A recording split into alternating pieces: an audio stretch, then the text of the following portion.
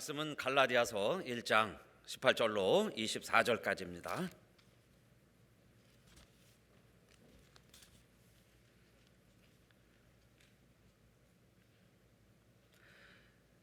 그 후 3년 만에 내가 게바를 신방하려고 예루살렘에 올라가서 저와 함께 15일을 유할세 주의 형제 야고보 외에 다른 사도들을 보지 못하였노라. 보라, 내가 너희에게 쓰는 것은 하나님 앞에서 거짓말이 아니로라. 그 후에 내가 수리아와 길리기아 지방에 이르렀으나 유대에 그리스도 안에 있는 교회들이 나를 얼굴로 알지 못하고 다만 우리를 핍박하던 자가 전에 잔해하던 그 믿음을 지금 전한다 함을 듣고 나로 말미암아 영광을 하나님께 돌리니라. 아멘. 주님의 이름으로 안부를 전합니다. 우리 한번 인사했으면 좋겠어요. 주님의 이름으로 사랑합니다. 우리 옆에 있는 분과 한번 인사합시다. 주님의 이름으로 사랑합니다.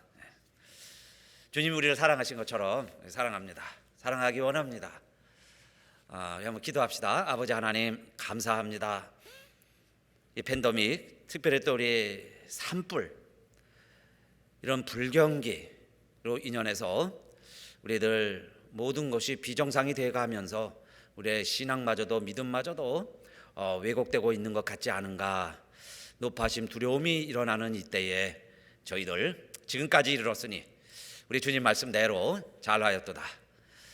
또 어떤 유혹과 충동이 와도 요동하지 아니하고 흔들리지 아니하는 정말 태산 같은 큰 믿음의 소유자들, 아버지 하나님, 그래서 정말 기대고 싶고 의지하고 싶은 큰 믿음의 사람들이 필요한 이때, 오늘 우리들의 예배드리는 모습이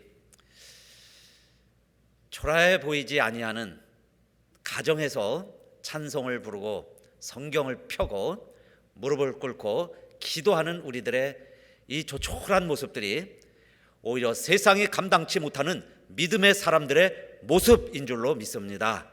오늘도 아버지 하나님, 그런 마음으로 모여 앉아 예배드리는 사랑하는 성도들과 그 가정들을 축복하시고 오늘도 말씀으로 무장시켜 주시며 오늘 우리들이 해야 될 일이 무엇인지, 하나님이 왜 우리를 부르셨는지 다시 한번 하나님의 말씀으로 무장하는 복된 시간 되게 하여 주시옵소서. 우리 주 예수님 이름으로 감사하며 기도드리옵나이다. 아멘. 갈라디아서 5번째 강의 시간입니다. 갈라디아서는 바울이요, 로마서만큼 사랑한 복음서 중에 하나예요. 오늘 우리들이 읽을 때도 로마서만큼 갈라디아서를 복음서 중에 복음서로 읽고 있습니다. 그 핵심 내용 가운데 하나가 이 말씀이었죠. 다른 복음은 없습니다. 다른 복음은 결코 복음이 아닙니다. 그 이야기했죠. 다른 복음은 복음이 아니었습니다. 그러면서 바울이 전한 복음은, 내가 전한 그리스도의 복음은, 이렇게 소개했습니다. 그래서 바울이 전한 복음은 어떤 복음이에요? 그리스도의 복음이다. 그런데 이 복음을 위하여 하나님이 어떻게 하셨어요? 지난주에 말씀드린 대로 내 어머니의 태로부터 나를 택정하시고 은혜로 나를 부르신 이가 그 아들을 이방에 전하기 위하여 그를 내 속에 나타내시기를 기뻐하셨다. 이렇게 표현했죠. 1장 15절까지의 말씀이었습니다. 하나님은 그 복음을 모르고 교회를 핍박하고 예수를 핍박하던 사울에게 이렇게 나타나신 이유가 그 아들을 이방에 전하기 위하여 그랬어요. 그를 내 속에 나타내시기를 기뻐하시더니 다메섹으로 가던 나에게 그 주님이 나타나셔서 나를 만나 주셨습니다. 그래서 바울은 내가 왜 이렇게 변했는지, 내 할 일이 무엇인지를 분명히 깨달았죠. 그것은 하나님이 내가 어머니의 태에서 태어나기도 전에 내 어머니의 태에서부터 나를 택정하시고, 그 다음에 이렇게 핍박을 하면서 내 마음대로, 물론 종교적인 열심이 있었죠. 바리새인으로서 열심을 내는 이 바울에게, 그릇된 열심, 교회를 핍박하던 그 바울을 하나님은 왜 부르셨느냐? 그게 은혜라 그랬어요. 은혜로 나를 다시 부르셨는데 바울은 목적을 압니다. 그 이유가 뭘까요? 그 아들을 이방에 나타내시기를 기뻐하시더니 그랬어요. 그 아들을 이방에 전하기 위하여 그를 내 속에 드러내시기를 기뻐하시더니, 그래서 바울은 평생 그 아들을 증거하는 겁니다. 그 아들 나타내라고 나를 이렇게 부르셨으니까 그 아들 나타내는 것이 나의 뜻이다. 하나님이 나를 부르신 뜻이다. 나의 사명이다. 그렇게 알았어요. 그래서 그리스도가 증거되는 곳마다 하나님께 영광이 된다는 것을 알았습니다. 그래서 오늘 마지막 절에 보면 나로 말미암아 영광을 하나님께 돌리니라 그랬죠. 나로 말미암아, 그런 바울 때문에 하나님이 영광을 받으시더라.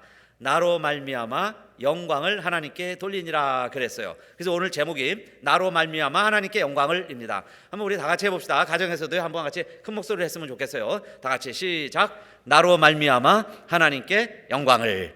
다시 한번 나로 말미암아 하나님께 영광을. 아멘. 여러분 제목처럼 되시기 바랍니다. 나 때문에 하나님이 영광 받으신다면 그게 나를 부르신 이유다. 어머니 때부터 날 태어나게 하신 이유다. 여러분 우리를 부르셔서 이렇게 미국까지 와서 살게 하신 이유도 모르겠어요. 나로 말미암아 하나님께 영광 돌리라고. 우리가 가스윌 연합교회 성도들로 하나님께서 이렇게 묶어주신 이유가 뭐겠어요? 그 하나님의 뜻이 뭡니까? 가스윌이 하나님께 영광 돌리라고. 나로 말미암아 하나님께 영광 돌리라고 나를 부르셨다. 이것은 바울의 고백인데요, 우리의 고백인 줄로 믿습니다. 나로 말미암아 하나님께 영광을. 오늘 본문의 결론이죠. 그런데요, 누가 하나님께 영광을 돌립니까? 바울은 이렇게 소개하고 있어요. 첫째는요, 우리들이 여러분 뭐 목사가 되고 꼭 유명한 전도자가 되고요, 뭐 사도가 되고 그래야만 이런 사람들도 내가 많이 알아야 나는 어느 목사님도 압니다. 나는 누구도 압니다. 이렇게 해갖고요, 내가 뭘 많이 알고 유명한 사람들을 많이 알고 그래야 하나님께 영광이 된다고 생각할 수도 있어요. 그런데 바울은 그렇게 이야기하지 않았어요. 물론 지금은 바울이 유명한 사도가 됐죠. 사도 중에 대사도가 됐지만은 지금 이 말씀을 쓸 때만 해도, 갈라디아서를 쓸 때만 해도 바울은 사도 측에 끼지도 못했어요. 사도 측에. 왜냐하면 생전에 예수님을 본 적이 없기 때문에. 그러니까 요즘으로 말하면 이 권위가 없는 거예요. 말빨이 안 섭니다. 아무리 복음을 전해도요, 에이 너는 생전에 예수님 보지도 못했지, 우리는 생전에 예수님과 밥 먹은 사람이야. 그 말 한마디예요. 이 바울은 사도 중에 끼지도 못하는 사람이에요. 그런데 어떻게 바울이 나로 말미암아 하나님께 영광을 돌리니라. 실제로 많은 사람들이 바울 보고 하나님께 영광을 돌렸어요. 어떻게 이렇게 될 수 있었느냐 이 말입니다. 그래서 첫째, 우리는 내가 유명한 사도들을 많이 몰라도 하나님께 영광 돌리는 일을 하는 데는 아무 어려움이 없어요. 오히려 더 크게 영광 돌릴 수도 있습니다. 왜냐하면 바울이요, 지금 이렇게 변화돼서 다메섹에서 3년을 머물렀다 그랬죠. 다른 곳에 가지 않냐고 다메섹에서 3년 동안 머물면서 눈뜨게 된 거예요. 보게 된 거예요. 그래서 즉시로 그리스도가 하나님이심을 증거했다 그랬습니다. 그렇게 하기를 한 3년 있었는데 사람들이 바울을 죽이려고 그러죠. 그래서 많은 동료들이 이 바울을 성 밖으로 피신시켜줬어요. 보호시켜 해준 겁니다. 구출해 준 거예요. 그래서 바울이 지금 찾아가는 곳이 어디냐면 예루살렘입니다. 예루살렘에 가서 내가 이렇게 변화된 것도 이야기하고, 그 다음에 궁금한 게 누구겠어요? 내가 핍박을 할 때는 바울이 생각하기에 교회를 핍박할 때는 이 베드로가 지명수배 1호범입니다. 1호. 이 베드로만 잡으면요 큰 포상금도 있고 원티드 해가지고 수배자 명단이 있죠. 거기에 베드로가 왕초였어요. 그렇게 생각했던 바울이었는데 내가 변화되고 나니까 그 베드로가 보고 싶은 거죠. 그래서 베드로를 만나려면 예루살렘을 가야 돼요. 그래서 예루살렘에 신방하려고 예루살렘에 올라갔다 이렇게 나오죠. 그런데 이 신방이라는 말, 우리가 뭐 전문적으로 교회에서 교우들 찾아다니는 것을 신방이라 이렇게 말하는데, 여기서 신방이라고 하는 것은 친속하려고 get acquaintance with예요. acquaintance라는 게 친숙하다, 사귀다 그 말이죠. 서로. 그래서 나도 좀 베드로 좀 만나보고 싶어서 그 이야기예요. 여러분, 내가 뭘 좀 이렇게 하기 시작하면요 그 분야의 대가, 전문가 만나보고 싶죠. TV로도 한번 보고 싶고, 요즘 뭐 유튜브로 그런 사람들 쉽게 접촉하잖아요. 그런데 그런 사람을 직접 만나본다고 그래 보세요. 그 사람이 남가주에 온다, LA에 온다 그러면요 그것 좋아하고 그 사람 따르는 사람들 많이 몰려듭니다. 그 동호인들이라고 그래요. 가서 얼굴 한번 보고 오면 그렇게 자기가 원하는 사람, 흠모하는 사람, 좋아하는 사람 얼굴만 한번 보고 오는 것도 얼마나 소망이에요. 그게 힘이 됩니다. 이것처럼 바울도 현상수배 1호범이었던 베드로가요, 이제는 제일 보고 싶은 사람이 된 거예요. 그렇게 해서 그를 신방하려고, 그 말은 그와 친해지려고, 그와 사귀고 싶어서 예루살렘에 올라갔다는 겁니다. 그런데 이 바울이 베드로를 만나가지고 며칠을 있었다 그래요. 1장 18절에 며칠을 있었느냐? 함께 15일을 유할세 그랬습니다. 15일은 긴가요? 짧은가요? 우문이죠. 뭐 일주일보다는 길고 2주일이면 14일일 텐데 2주보다는 길고 한 달이 한 31일 되니까 한 달보다는 짧아요. 그런데 왜 성경이 꼭 15일이라는 것을 그렇게 기록을 했을까요? 바울이 뭐 베드로 만난 것 중요한 사건이긴 하지만은 날짜까지 그렇게 기록할 이유가 있었겠는가 하는 건데, 길지도 않고 짧지도 않다 그 말씀이에요. 그냥 얼굴만 한번 보고 악수 한번 하자면, 그런 목적으로 갔다면 15일이 긴 거죠. 밥을 먹어도 몇 번을 먹었을 테니까. 그런데 여러분, 15일이라는 뜻은 사람이 훈련을 받고 감동 감화를 받고 그 사람의 영향력을 느끼고, 그렇게 해서 스승과 제자 관계가 되고 훈련을 받기에는 15일이 짧은 기간이다. 보통 그렇죠. 논리적으로 리저너블하게 생각하는 거예요. 그러면 15일이라는 게 짧을 수도 있고 길 수도 있어요. 그런데 왜 바울은 이 15일 만났다는 것을 여기서 밝히고 있냐 하면, 이것은 내가 베드로를 얼굴로는 만났지만은 베드로에게서 내가 감동 감화를 받았다든지 교육을 받았다든지 영향을 받아서 내가 지금 사도가 됐다, 내가 지금 이런 말을 배웠다, 이런 말을 하고 있다, 내가 전하는 것은 베드로에게 배운 것이다, 그렇게 이야기하기에는 넓고 짧다 그 이야기죠. 15일이라는 게. 어떤 분은 우리 농담으로 그러잖아요. 내가 유명한 대학 이야기하면서 하버드 대학 물 먹었다 그래요. 어떻게 물을 먹었냐? 보통 물 먹었다 그러면은 거기서 한 4년 공부한 걸 이야기해야 되잖아요. 근데 관광 가가지고 수도가에 가서 물 한번 먹고 나와요. 그리고 나서는 나도 하버드 대학 물 먹었다 그렇게 얘기하는데, 틀린 얘기는 또 아니에요. 물 먹고 왔잖아요, 하버드 대학에. 그러나 하버드 대학과 상관없죠. 공부한 것도 아니고 누구 영향력 있는 사람을 만나서 그렇게 교육받은 것도 아니고. 사실은요, 이 말씀이 그냥 흘려 지나가기 쉽지만 그런 뉘앙스예요. 그런 의미다 이겁니다. 그러니까 내가 예루살렘에 갔는데 베드로를 만난 것은 베드로에게서 내가 뭘 배운 거 아니에요. 사람에게서 뭐 배운 거 아닙니다. 그에게서 내가 뭐 영향력을 느낀 게 아닙니다. 그 이야기죠. 즉 뭐라는 거예요? 얼굴은 봤고, 그는 예수님을 생전에 만났고 예수님의 수제자시고, 지금도 그런 베드로가 부활한 예수님을 만나서 부활의 증인이 되어 살아가고 있으니 내가 꼭 보고 싶은 사람이 되었다 그 이야기예요. 그래서 나도 그 베드로를 봤습니다. 그런데 내가 예수님을 직접 보지는 못했지만은 나는 예수님을 직접 보고 그의 수제자 역할을 하던 베드로를 나도 직접 보고 왔습니다. 그 정도 강조하는 거죠. 그 정도의 표현입니다. 자, 그 다음에 19절에 보시면 누구 이야기를 또 하냐면, 주의 형제 야고보 외에 다른 사도들을 보지 못하였노라 그래요. 여기 야고보 예수님의 친동생입니다. 우리 마태복음 13장 55절에 보면 예수님의 동생들이 언급되어 있어요. 남동생 4명이 나오죠. 야고보, 요셉, 시몬, 유다. 이들은 그의 어머니 마리아의 소생들 아니냐, 그의 형제들도 우리가 안다 하면서 이야기할 때 4형제가 나오는데 그 중에 야고보입니다. 사실은 이 동생들이요, 제일 예수를 믿지 못했어요. 왜냐하면 같이 지냈는데 어느 날 자기가 집 나가더니 정신 나갔다고 생각했죠. 좀 돌았다고 생각한 거예요. 그래서 집으로 데리고 오려고 엄마랑 같이 형 찾으러도 간 적이 있습니다, 이 동생들이. 그러니까 좀 정신 나간 형이라고 생각을 한 거예요. 그런데 언제 이 야고보가 그 예수님을 그리스도라고 고백을 하고 그 예수를 전하는 사도로 변신을 하느냐? 부활의 주님을 만나고 나서죠.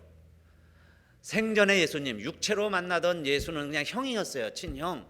그런데 부활했어요. 정말 예수님 돌아갔다고 그래서 함께 눈물도 흘리고 슬퍼도 했겠죠. 엄마도 위로하고 그렇게 지냈던 형인데 어느 날 살았습니다. 그리고 예수님도요,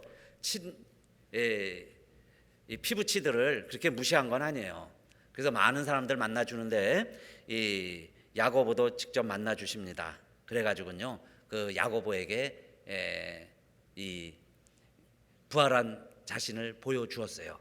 그래서 이 야고보가 그 후로 사도 중에 사도가 됩니다.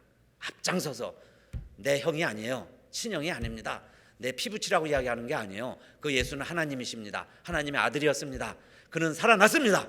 우리가 죽은 거 분명히 아는데 나는 살아난 형 분명히 봤습니다 라고 증거하기 시작을 하니까 그 복음이 전해지기 시작을 하는 거죠. 그의 말을 듣고 많은 사람들이 믿게 된 거예요. 그래서 오히려 여러분, 복음을 전하기 힘든 사람이, 복음을 전하기가 힘든 여건과 형편에 있는 사람들이 그 복음을 전하기 시작을 했을 때 오히려 영향력이 있는 거죠. 안 믿던 사람이 믿게 돼서 복음을 전해야 더 파워풀한 거예요. 여러분 어디 가서 목사입니다 하고 전하면 또 설교하는구나, 설교하네, 이렇게 여러분들이 쉽게 받아들일 수 있을 거예요. 다른 사람들이 잘 마음의 문을 잘 안 열을 거예요. 그런데요, 예를 들면 어느 연예인이다, 그냥 허랑방탕하게 살던 사람이요, 그 사람이 변화됐대, 예수 믿게 됐대, 그러면서 변화된 삶을 증거하면 사람들이 귀를 기울이고 잘 듣죠. 그래서 그런 연예인들 개종하면 이제 집회들을 많이 하는 겁니다. 그죠? 체육인들 우락부락하게 제멋대로 살 것 같았는데 그렇게 살았던 사람들이 이제 예수 믿게 됐습니다 하면 더 많이 듣게 되잖아요. 더 많이 믿으려고 해주지요. 이것처럼 오늘 사실 여기 언급되는 두 사람도 유명한 사도들이기는 하지만은 그들이 그렇게 된 것은 더 믿기 어려웠을 텐데 그들이 믿는 믿음의 주인공들이 됐다는 이야기예요.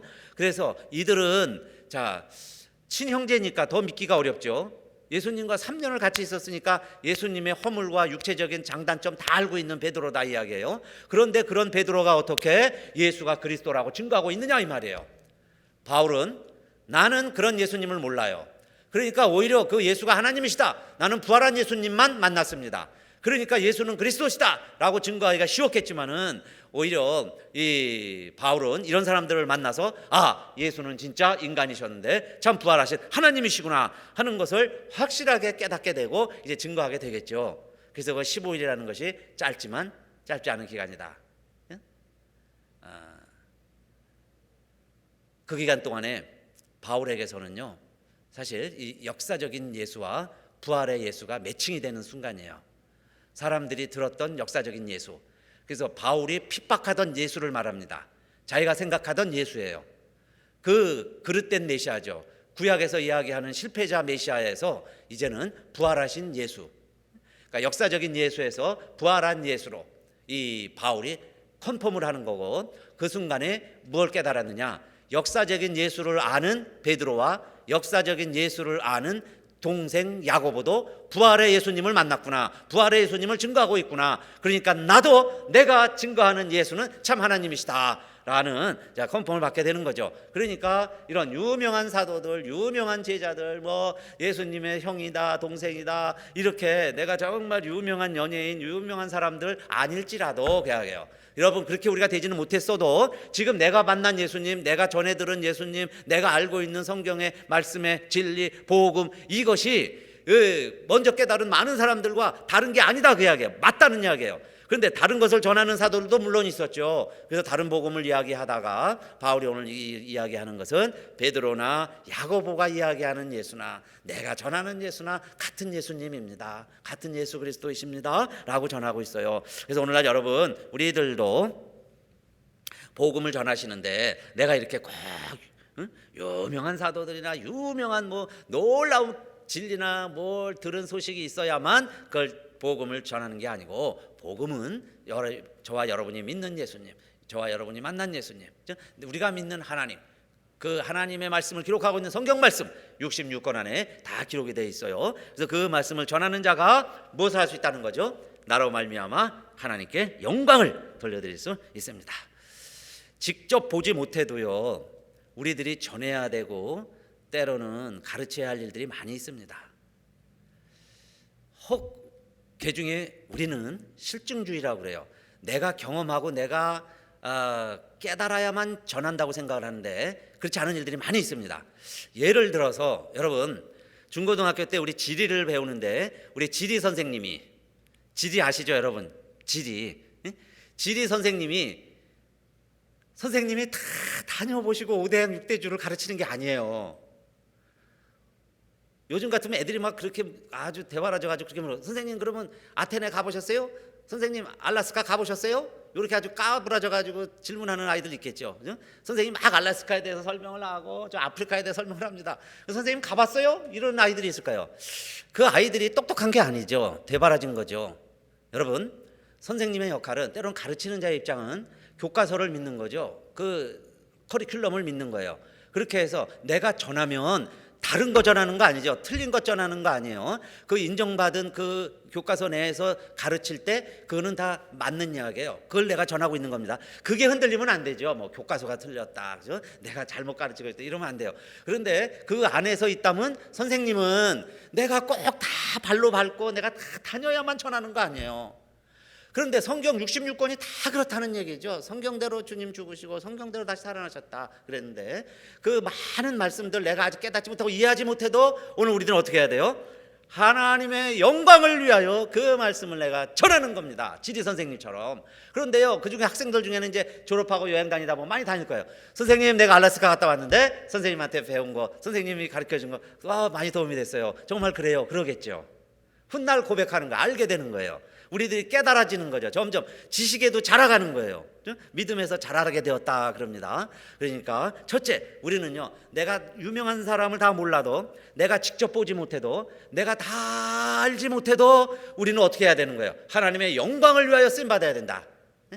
하나님의 욕을 돌려드리는 사람이 되면 안 되죠. 하나님께 영광을 돌려드리는 자가 충분히 될 수 있다 그 말씀이에요. 누구라도 하나님께 영광을 돌려드리는 자가 될 수 있다 그 말이고요. 그 다음에 두 번째, 굳이 내가 유명한 사람이 아니어도 하나님께 영광을 돌릴 수 있죠. 바울이 고백하는 것 보세요. 갈라디아서 1장 20절. 보라, 내가 너희에게 쓰는 것은 하나님 앞에서 거짓말이 아니로라. 이것은 강조할 때 바울이 이렇게 표현합니다. 거짓말 아닙니다 그 이야기죠. 21절. 그 후에 내가 수리아와 길리기아 지방에 이르렀으나, 이 수리아와 길리기아는 지금 이제 예루살렘에서 내려오는 거죠. 위도상으로 내려왔습니다. 이 수리아의 수도는 안디옥이고 길리기아의 수도는 다소예요. 그러면 다소가 바울의 고향이죠. 이제 고향에 온 겁니다. 예루살렘에 갔다가 고향에 왔어요. 그러면 고향에 왔는데 22절 말씀이에요. 유대에 그리스도 안에 있는 교회들이 나를 얼굴로 알지 못하고 그래요. 그리스도 안에 있는 교회들, 왜 이렇게 표현했을까요? 교회는 교회인데 그리스도 안에 있는 교회들은 그 당시에 더 많은 회당과 구분하는 겁니다. 회당은 유대인들이 모이는 집회 장소가 회당이죠. 그 중에 예수를 믿는 사람들은 교회가 되는 거예요. 그래서 그리스도 안에 있는 교회들은 나를 얼굴로 알지 못하고, 바울을 아는 사람들이 없다 그 이야기예요. 혹시 얼굴을 안다면 핍박하는 사람으로 알겠죠. 그런데 아무도 나를 몰라보더라. 심지어 내 고향에 와도, 내가 가까운 곳에 와도, 내가 자라난 곳에 와도 사람들이 나를 알지 못하더라. 여러분, 세상은요 여러분 관심 많잖아요. 그래서 우리가 유행도 따라가 보고, 남들이 나를 어떻게 생각할까, 명예를 그렇게 귀히 여기고, 자기 이름 석자 남들이 나를 어떻게 생각할까, 그게 관심이 많지만은, 그러나 여러분 남들은 나에게 관심이 사실은 하나도 없다, 1도 없다. 요즘 말대로 1도 없어요. 딴 사람들이요 나를 어떻게 생각하는지 모를 거예요. 근데 우리 스스로 자괴심에 빠지고, 우리 스스로 교만해지고, 우리 스스로 그러는 거죠. 바울도 그렇게 내가 핍박을 하고요, 이제는 앞장서서 그렇게 복음을 전하는데 사실은 나를 얼굴로 아는 사람들이 하나도 없더라 그 이야기예요. 이거 어떻게 보면 좀 섭섭하죠. 서운해죠. 서운해요. 섭섭합니다. 나를 알아보는 사람이 하나도 없어요. 그래도 바울은 항상 어떻게 했어요? 나를 만나는 사람들이 나로 말미암아 하나님께 영광을 돌려드리면, 나로 말미암아 하나님의 영광을 받으시면 그것으로 감사한 거죠. 그것이 하나님이 나를 부르신 이유구나, 그걸 알았습니다. 그래서 오늘 우리도요, 여러분 유명해지면 감사하지만 유명해지지 않아도 내가 하나님께 영광을 돌리는 데는 오히려 더 내 모습이 더 유용할 수 있어요. 주님이 쓰시기에는 내가 더 유용할 수 있다, 그 이야기입니다. 그래서 여러분, 바울도 그랬죠. 여러분, 하나님이 우리를 부르신 것 생각해 보세요. 우리가 어떨 때 다 하나님께 부름을 받았습니까? 그러더니 우리가 지혜 있는 사람도 많지 않고, 능력 있는 사람들도 많지 않고, 문벌 좋은 사람들도 그리 많지 않고 그럽니다. 그런데 왜 하나님은 이런 사람들을 택했을까요? 미련한 사람들을 택해서 지혜 있는 사람들을 부끄럽게 하시고, 세상에 약한 사람들을 다 불러 모아가지고요, 강한 사람들을 부끄럽게 하시고, 세상에서는 천하고 멸시받는 없는 사람들을 택해서 있는 사람들을 폐하려 하셨는데 왜 꼭 그렇게 하셨느냐? 바울이 깨달은 하나님의 용인술이죠. 하나님의 인사정책. 하나님은 왜 이런 사람들을 쓰셔서 있다고 생각하는 사람들을 폐하고 부끄럽게 하셨느냐? 그 이유가 있는데, 그것은 이는 아무 육체라도 하나님 앞에서 자랑하지 못하게 하려 함이니라. 자랑하지 말라고. 자랑할 것이 없어요. 자랑 못하게 하려고. 그러니까 여러분 생각해 보세요. 아무것도 자랑할 것이 없는 사람이 예수 믿어서 구원받고 하나님이 주신 성령 충만, 기쁨이 충만하게 되면 오직 하나님만 자랑하겠죠. 그런데 내게 조금 있는 사람들은요, 그거 자랑하는 거예요. 그죠? 내가 이거 돈 버는 거 자랑해야죠. 자식 자랑해야죠. 외모 자랑해야죠. 자기 실력 자랑해야 되잖아요. 그런데 이것도 저것도 아무것도 없는 사람은 뭐만 자랑하겠어요? 예수밖에 없어요. 예수만 자랑하게 된다. 그러니까 하나님 편에서는 누굴 데려다 쓰는 게 더 낫냐?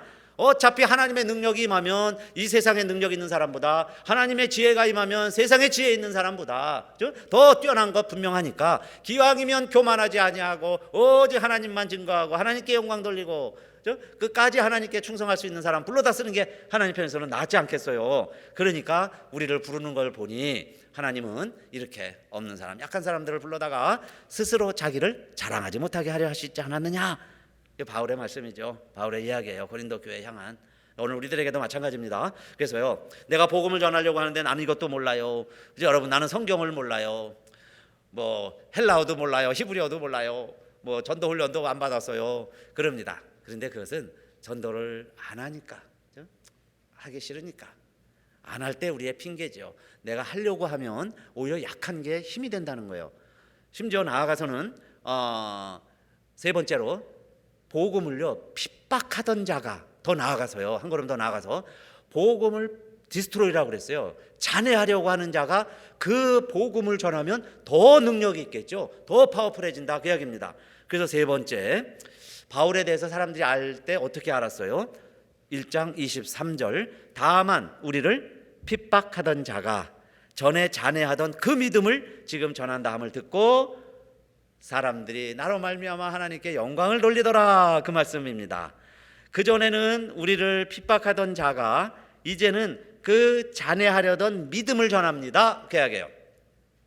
사람을 핍박하고 사람을 전하는 게 아니죠. 사람을 핍박했던 이유는 사람 안에 있었던 그 믿음을 없이 하려고, 그 믿음을 파괴하려고 했는데, 이제 이 사울을 보니까 우리 안에 있었던 그가 파괴하려고 했던 그 믿음을 자기가 지금 전하고 있습니다. 그 믿음을 전하고 있습니다, 그 이야기예요. 근데 그 믿음이 뭐예요? 예수 그리스도에 대한 믿음이죠.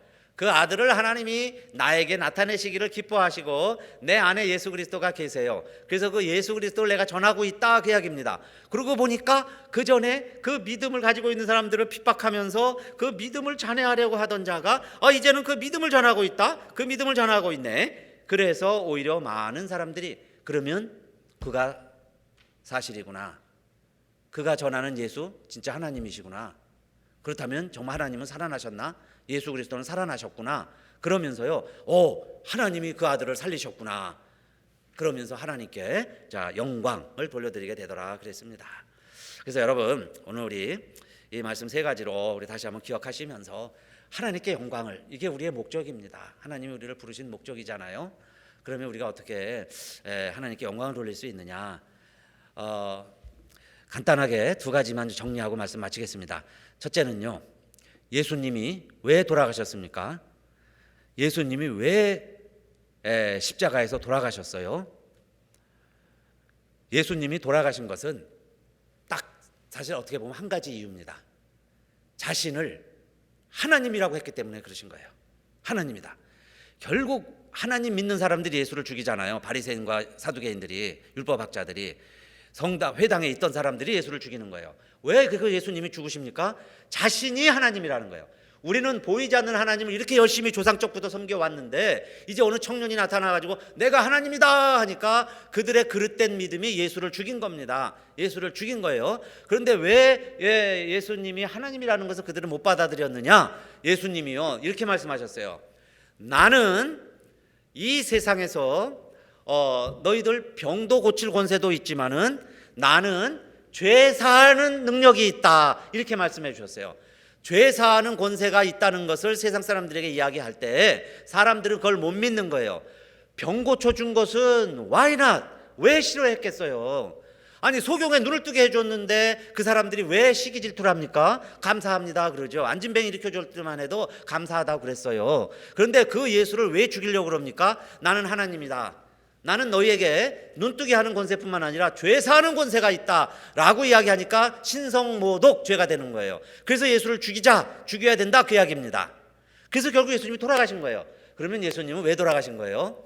죄 사하는 권세, 하나님의 능력, 하나님이시기 때문에 인간인 죄인인 인간들이 그 하나님을 십자가에 매달아 죽인 거죠. 그래서 십자가에서 돌아가셨다 하는 이야기는 죄 사하는 권세가 있는 하나님을 죄인인 인간들은 빛으로 오기를 싫어하는 인간들이 빛인 예수님을 십자가에 매달아 죽이신 겁니다. 죽인 거예요. 그게 주님이 십자가에서 돌아가신 이유라면 바울이 오늘 증거하는 예수 그리스도는 누구라는 거예요? 다른 거 아닙니다.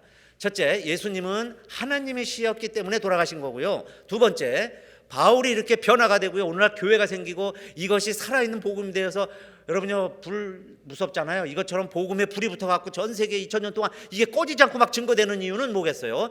바울이 깨달은 것처럼 그 예수는 다시 살아나셨다. 그 예수는 다시 사셨다.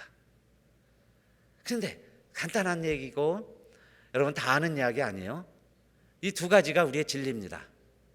예수가 누구냐? 그는 하나님이셨다.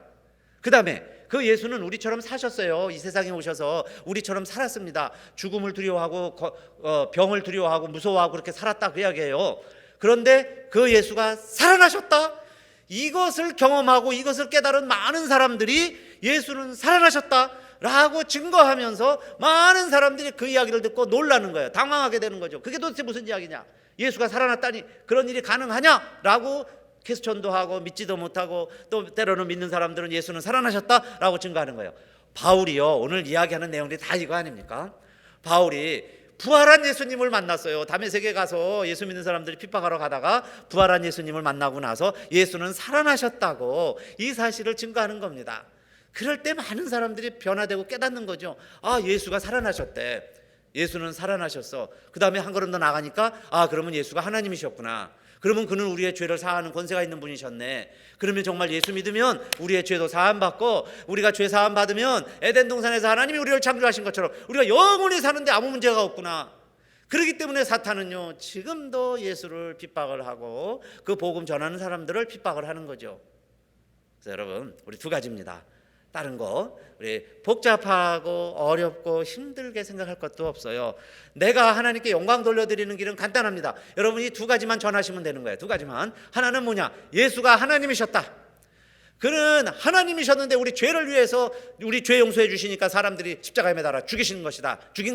그는 그러나 두 번째 하나님이 그를 다시 살려내셨습니다. 그는 부활하셨습니다. 우리는 부활의 증인입니다. 나는 못 봤지만 그 이야기예요. 그럼 사람들이 또 그렇게 이야기하겠죠. 대바라진 거 중학생 고등학생들처럼 선생님 알라스카 가보셨어요? 이야기하는 것처럼. 그러면 예수님 산 것 목사님 봤습니까? 라고 이야기할 거예요. 우리의 육신으로는 여러분 부활하신 주님을 볼 수가 없어요. 햇빛도 제대로 못 보는 우리들이 어떻게 부활하신 영체이신 주님을 우리의 육신으로 보겠어요. 그러나 주님이 부활하셨다는 것은 우리가 믿을 수 있고 믿기에 합당하고 믿어도 부족함이 없고 믿어야 이해가 되고 믿으면 성경 66권이 통째로 다 이해가 되는 역사가 일어납니다. 그래서 내가 우리들이 믿고 증언하는 거죠. 그래서 지리 선생님처럼 막 전하는 거예요. 창세기부터 요한계시록까지. 저도 믿고 증거하는 거지. 어떻게 다 가봤습니까? 다 못 가봤어도요, 저는 알아요. 담대하게 증거합니다. 오늘 우리 성도님들도 우리가요, 유명한 목사님들 많이 모르셔도 괜찮아요. 내가 유명하지 않아도 괜찮아요. 나아가서 우리가 전에는 복음을 모르고 핍박하는 자일 수도 있습니다. 그런데 두 가지만 우리가 기억하자는 거예요. 첫째, 예수는 하나님이시다. 그 예수는 분명히 돌아가셨지만 성경대로 다시 살아나셨습니다. 이걸 바울이 전할 때요, 놀라운 일들이 일어났습니다.